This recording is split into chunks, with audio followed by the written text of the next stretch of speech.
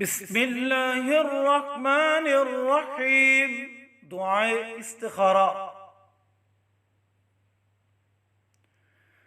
اللهم إني أستخيرك بعلمك وأستقدرك بقدرتك وأسألك من فضلك العظيم، فإنك تقدر ولا أقدر وتعلم ولا أعلم وأنت علام الغيوب.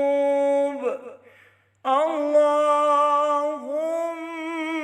إن كنت تعلم أن هذا الأمر خير لي في ديني ومعاشي وعاقبة أمري فاقدره لي ويسره لي، ثم بارك لي فيه. وإن كنت تعلم أن هذا الأمر